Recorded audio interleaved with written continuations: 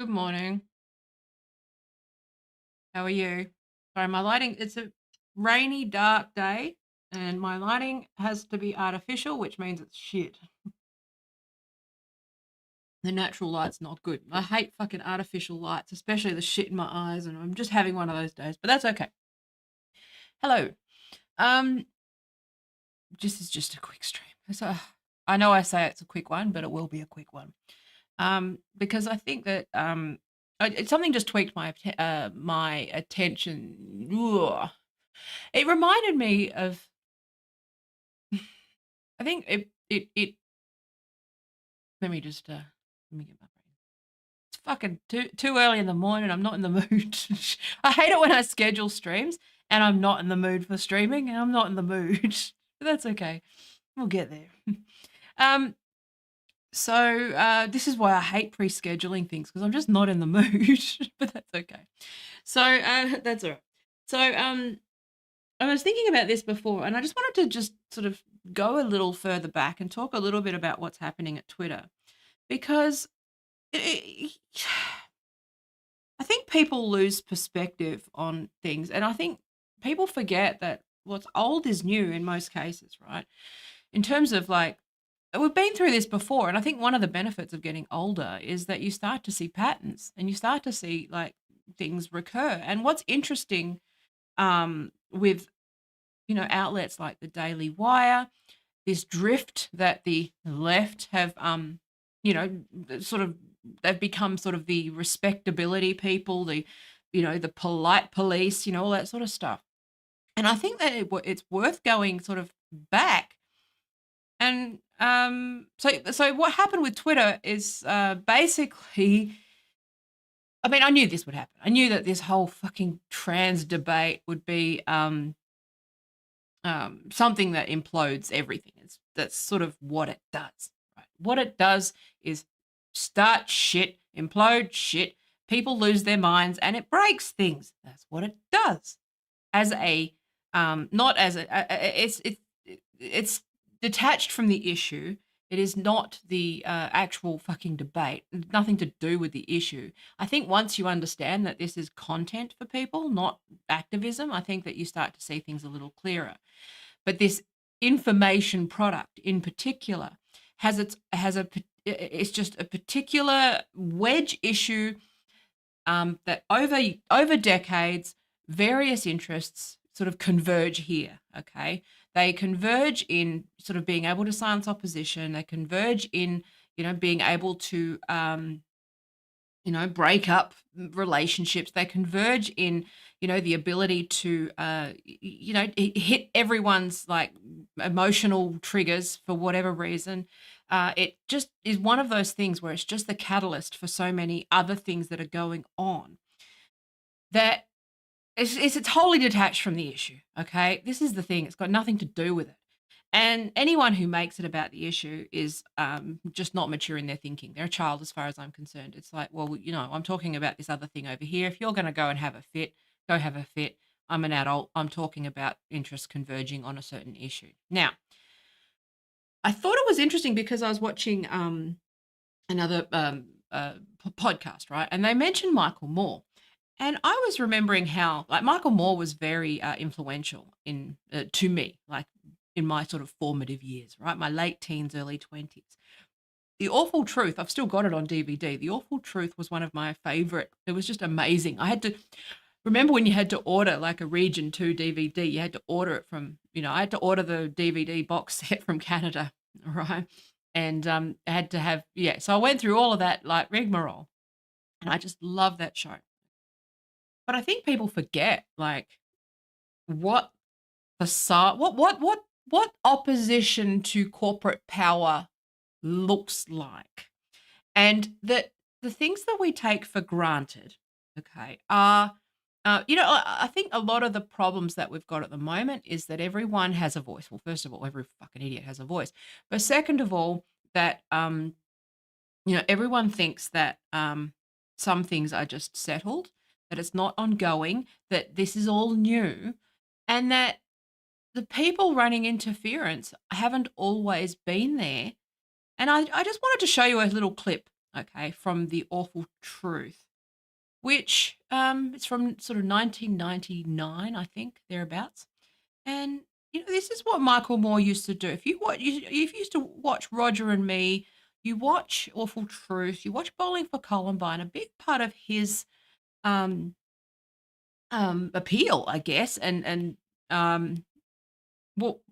his appeal, a lot of his work revolved around sort of having those confrontations and making people uncomfortable in a funny way. Okay, so I just want to show you something, because do you know what I find really interesting is that right now, look at it through the current lens of 2023, where questioning corporate power, okay, especially when you're looking at something like big tobacco or health insurance companies or anything like that, where questioning corporate power, people assume that the tobacco stuff was obvious. Okay, in retrospect, this is hindsight bias. This is why I sit here and I go, well, the people who are concerned about puberty blockers in minors, okay, people who are concerned about that have a point, because that's the question that's always been asked.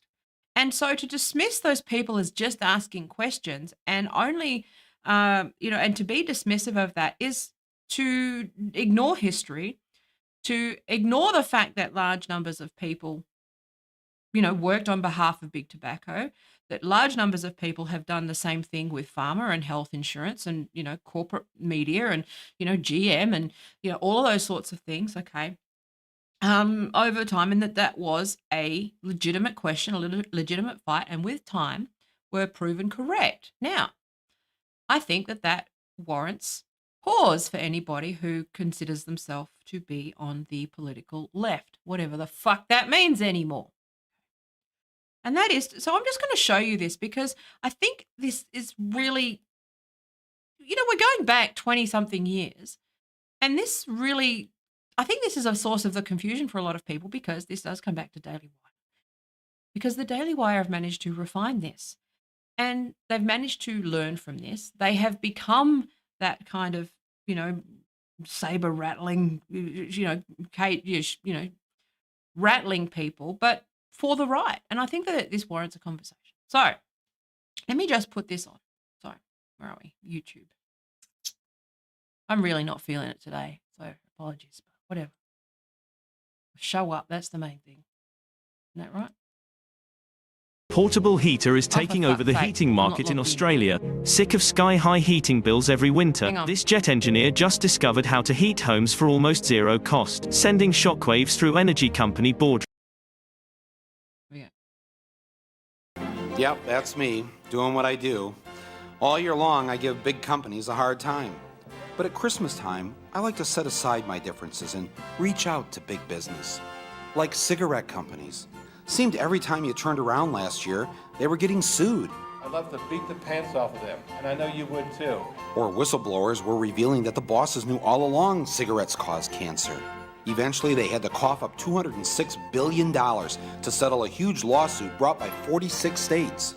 We have shackled and caged a beast. But Christmas is no time for gloating. I gathered up a few friends and set out to spread some holiday cheer where it was needed most.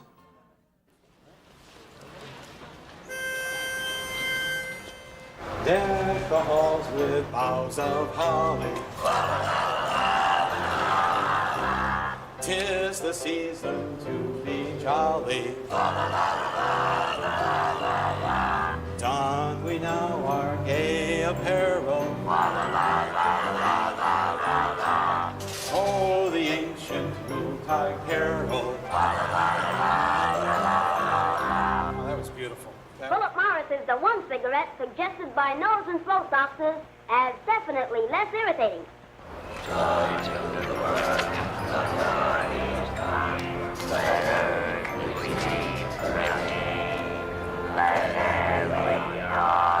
Our voice box choir had really struck a chord at Philip Morris.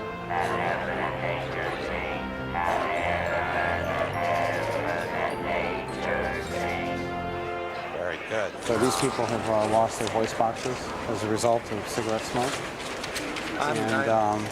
So because It's just a place of business. Philip Morris You is understand that, don't you? it's a place that does business selling cigarettes. Hi. I'm Michael Moore. Nice to meet Hi, you. nice to meet you. Hi. Merry Christmas. Merry Christmas. One more song. I would encourage you, to go out on the sidewalk. I guess she didn't want to see it. I'm sorry. But I would just encourage you to step out onto the sidewalk, which is his private property here. There's nothing like some good caroling to draw a crowd. She would have called them sexist, misogynist, racist, and they were violent, right? Now, this is...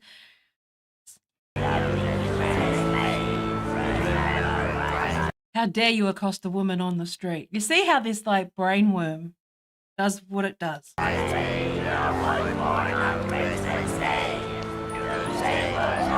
The voice box choir sang their hearts out, but everyone at Philip Morris seemed too busy for the Christmas cheer.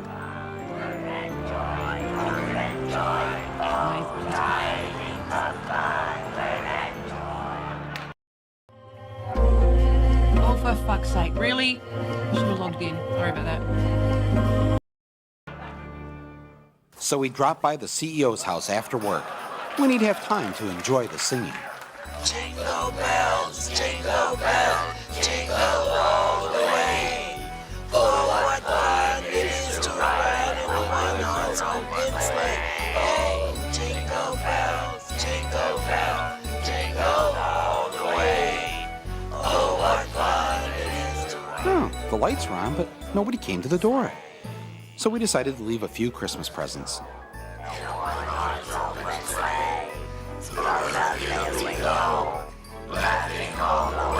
That's the brand that got me.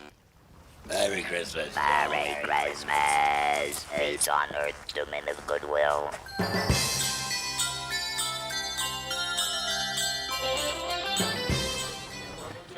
You have to leave the premises if you're not here to visit someone, okay? We wish you a Merry Christmas. We wish you a Merry Christmas. We wish you a Merry Christmas and a Happy New Year. Good tidings to you. It's Christmas You carols. don't want to leave the premises. This is a private property, okay? I'm sorry? You don't want to leave the premises. I'm going to call the police. Oh no, we don't want that. No, it's Christmas. We all know that See, they've lost their voice boxes and they want to sing. Santa's coming, and soon we'll be here. You don't come here singing Christmas carols trying to make a statement. We're not trying to make a statement. We're trying to bring some holiday cheer. You see, they used to smoke, and now they just want to give something back to the company that destroyed their Turn off voices. that camera. Come on, guys. Whoa, wait a minute. I'm leaving. Wait. Joy to the world. All right, we're leaving. Sing Silent Night on the way out.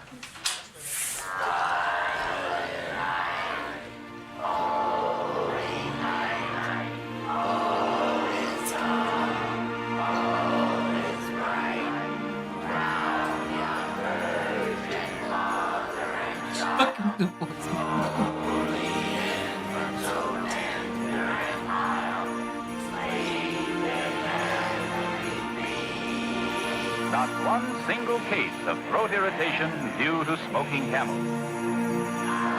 A responsible consulting organization. We were just trying to give back some of the happiness cigarettes have given us over the years. Effects of smoking Chesterfield. Nose, throat, and accessory organs not adversely affected by smoking Chesterfields.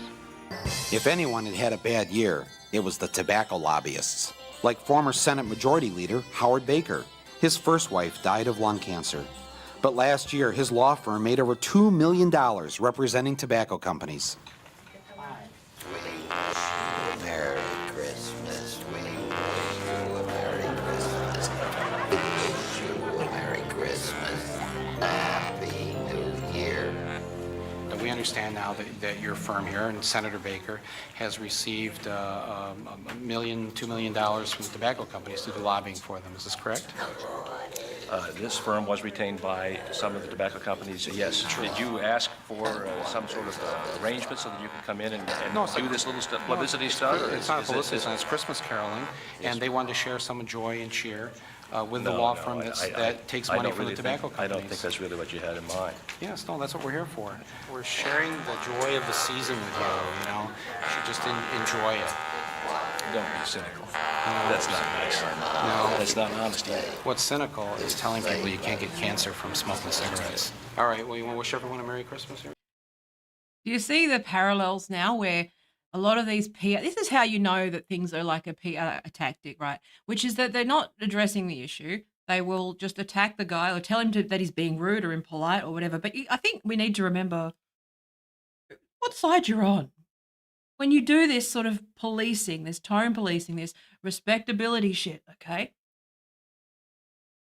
Thank you. I've got to go backwards a little bit and learn.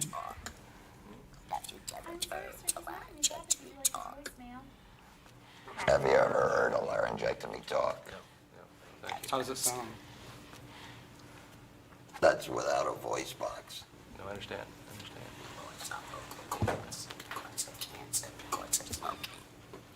Or from secondhand smoke, because she and I never smoked, but I was married to a lady for 47 years who smoked a couple packs a day and died of lung cancer.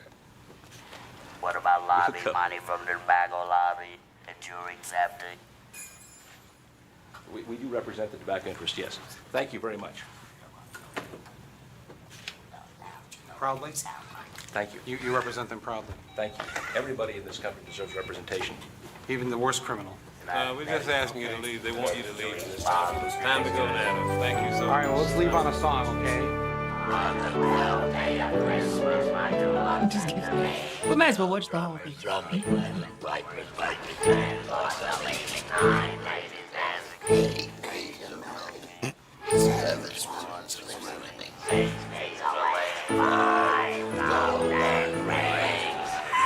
Harold, you okay?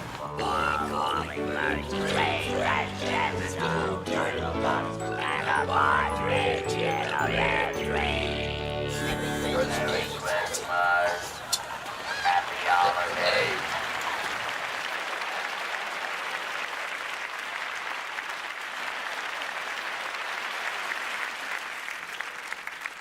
So that's our show here tonight. Okay. So I just wanted to show this because this stuff was quite formative. Now, if you, people's memories are very, very short. And I think that we need to talk about the creep that happens to my generation or happened to my generation where we went from being the generation that cheered on this, okay, to the generation that ran interference for respectability, right? Now, I'm not saying that puberty blockers or, this trans rights, whatever, whatever rebadged itself as a sort of trans rights, that's a thought terminating cliche. Everyone wants trans rights. And, everyone wants that care, unless you are, this is my problem with people like Matt Walsh but it's also, again, my problem with people like Matt Walsh is because they're not interested in trans rights. They actually are anti-trans. But the problem is that this is what I've been warning about for years and years about, hang on. Sorry, my brain's also, I didn't take my ADD meds. Fucking stutter more when I do that. My brain goes racing, so I apologize. But, and also because of this fucking issue, you end up having to thread a needle that I wish I didn't have to thread, which is, it should be fucking obvious that having concerns about the safety of puberty blockers when we're being astroturfed to oblivion, when you look at big tobacco tactics, which I've talked about at length, big tobacco tactics, when you look at, the corporate America's tactics, something that Michael Moore used to fucking do, still does to an extent, but he's been, neutered over time as well. Again, but we've all been sort of nudged into this place where we forget what people like Michael Moore did, what activism looks like, what comedy looks like that's, that would not fly today. People would be outraged. I mean, they were at the time, but the outrage wouldn't be coming from the fucking right. The outrage, well, it would be, but, okay, simplistically. There is a vacuum. There is a void. There is a vacuum that the right is filling up that should be the place of the left, right? This is the problem, that the mainstream left, whatever the fuck that means, has been co-opted, gentrified, taken over online, not so much offline, but online, okay, where these disinformation boards, these PR firms, these sort of, these heavily astroturfed, well-funded campaigns use big tobacco tactics, which are fucking obvious if you've got half a brain cell, okay, that you can see that they have effectively weaponized all these people online to do the bidding of these companies, okay? And in between, you have the voice box choir. You have detransitioners. You have people with concerns about the long-term effects of puberty blockers who keep being hounded and attacked, okay? You have a left that has been effectively put into a box, okay? Because they're too busy arguing and quibbling over dumb shit, okay? And that's where I have concerns, where people seem to have forgotten and seem to have lost their way and thought that somehow doing stunts and making people uncomfortable and showing people who work for corporations the actual, harms that they're doing, the direct relationship between that PR, could I say, okay, that PR lady or whatever, that comms lady, she's just doing her job. I get it, okay? But at the same time, when confronted with the actual harm of the products that she's selling and the companies that she's running interference for, what does she do? She picks a side. And so that's what we're seeing here. And I'm not terribly articulate today because, various reasons, not in the mood and also fucking whatever, I got shit to do. But I just wanted to show, but really it's not going to be that. That was the only thing I really wanted to say. But also I wanted to talk about the Daily Wire and the fact that someone said actually that, 20 years ago, Matt Walsh would have fit somewhere, along the line, similar to Michael Moore, and he would have been embraced by sort of liberal media, right? Or that sort of corporate media. But at the time, this was still niche, and it was the evangelical Christians and fucking, corporate people were upset. The problem is that the left has now been just so co-opted, and we create this void through various things like, obviously silencing dissent, shadow bans, social media, disinformation, that sort of stuff, right? These disinformation boards run by fucking people who are just the careerists. Their only job is to, stop people doing this stuff, stop people feeling uncomfortable, okay? And at the end of the day, there's victims. There are people who have been hurt by these corporations. Now, I stay out of the COVID thing. I stay out. I know where my bread's buttered. You get one thing where you get to oppose things. You can't oppose all things, okay? You just end up fucked. And also, but it's like, well, those are valid questions, okay? Those are valid questions when you look through history that you can understand the logical steps that go, okay, well, pharma has a history of doing this. Corporations have a history of doing this. When you ask questions, they tend to shuffle you out the door, call you names, attack you. Okay, now Michael Moore got, Ralph Nader famously was fucking, targeted by GM for his seatbelts campaign. They tried to kill him. Sorry. My stuttering today. I'm going to go soon. But they tried to kill Ralph Nader. Like, what the fuck?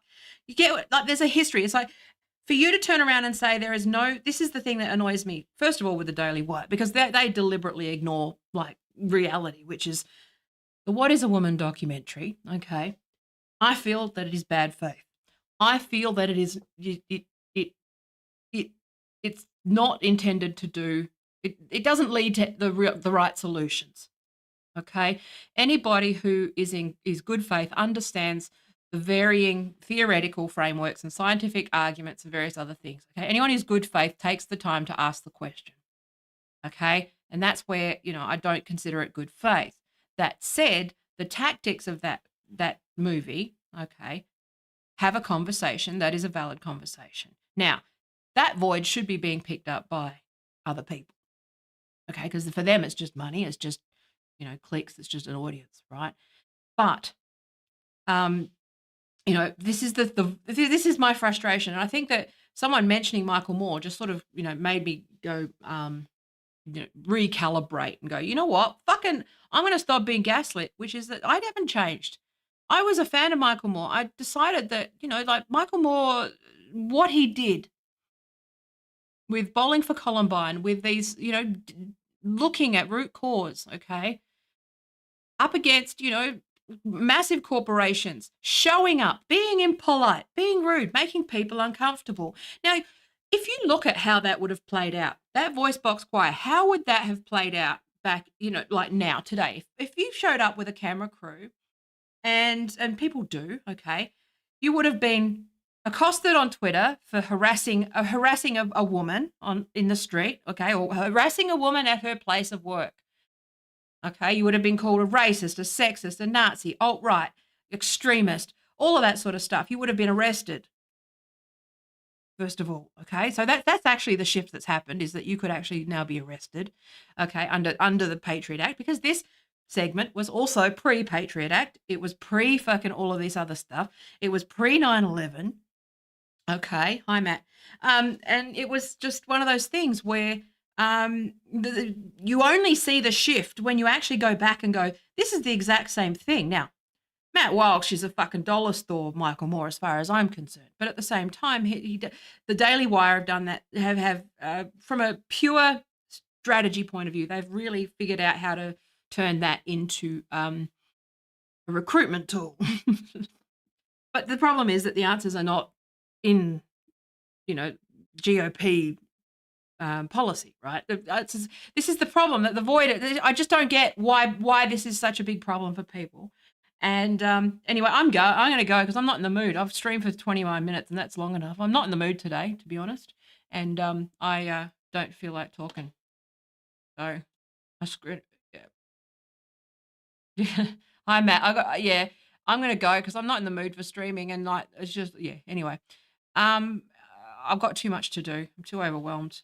I haven't been haven't been in the mood, and I haven't been in the mindset to do it. And but I just, the What Is a Woman documentary, I think it warrants pause. Like, even though I don't support it, right?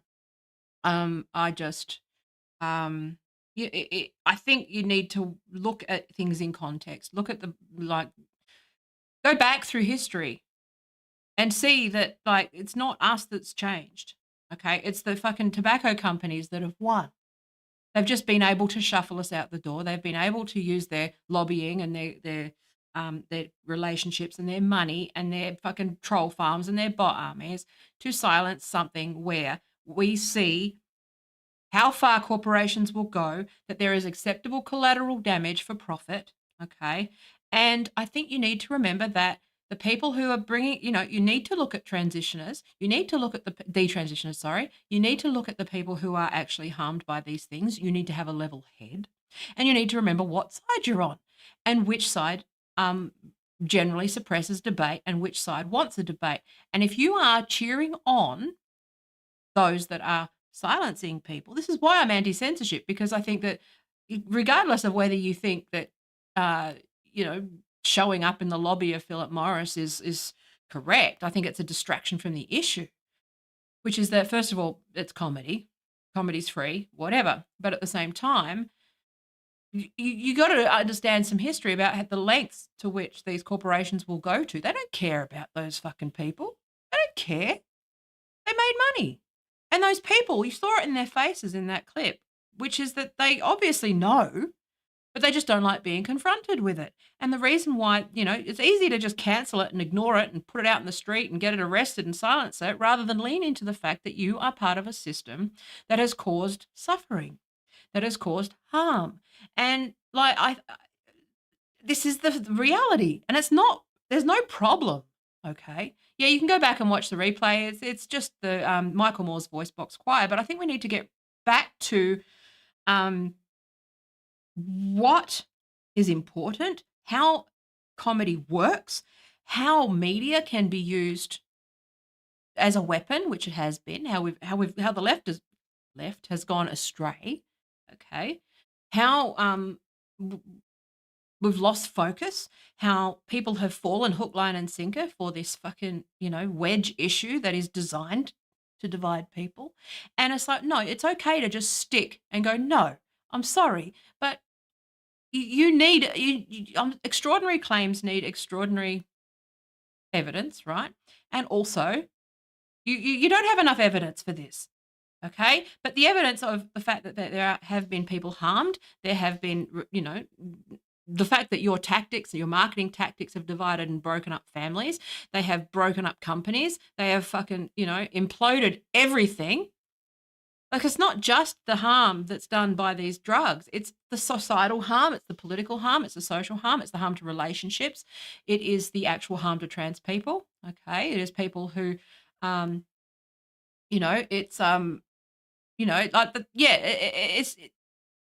okay to do this, is my point. It's okay to stick up and do this stuff, okay? At some point, it became unacceptable to stick up to, corporations and power, and that's because they've got power. And that's because they own the internet now. Because the brand advertiser friendly. Do you know who the advertisers are? Philip Morris. Unilever.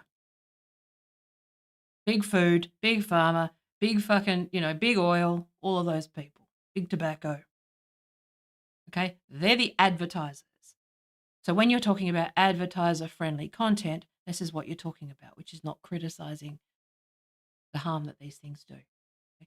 Oh, no, but instead, okay, what we'll do is we'll just call it ableism, and we'll just call it, that's ableism, and that's fat phobia if you talk about diet. If you talk about the fact that obesity it causes health problems, or the fact that doctors can be, that there's a product in making sure people eat shitty food and then give them surgeries, and then surgery after surgery after surgery, a lifetime of complications, but then still just tell them, get dietitians to recommend fucking tinned fruit and things that are high in sugar, then, you're fat phobic. You're racist. Do you see how it's not that difficult. They've just found a new way to fucking shuffle you out of the lobby. Okay. So anyway, that's what I wanted to talk about. Anyway, I'm going to go.